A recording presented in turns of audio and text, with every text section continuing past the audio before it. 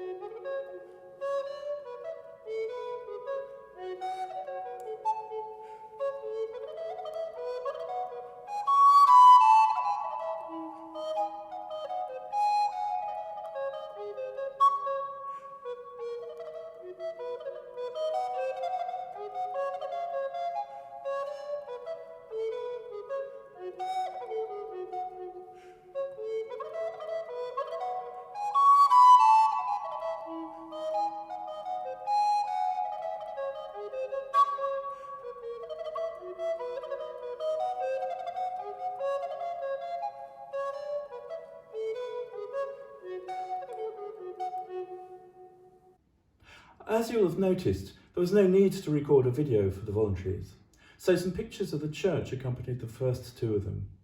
Here are another two, this time with pictures of Newcastle. The first is a meditation on the hymn tune Repton.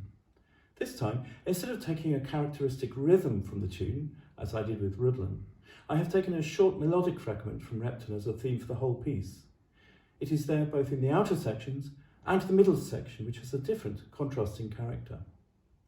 The second is a short fugal movement, which, so far as I know at any rate, is based on a theme of my own.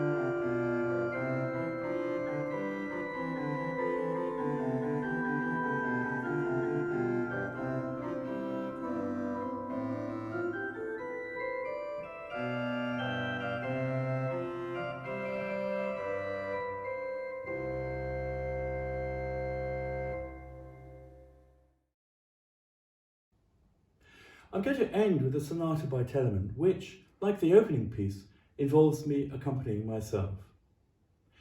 It is in 3 short movements. Indeed, the whole of this programme is made up of relatively short pieces. It comes from the Getruer Musikmeister, which was a sort of music periodical published in instalments by the composer in Hamburg. Telemann was catering for a wide audience, so this venture includes music for all kinds of different instruments. This is the first piece to be published and is in 3 movements, fast one, then a slow one, and then ending with a fast one again.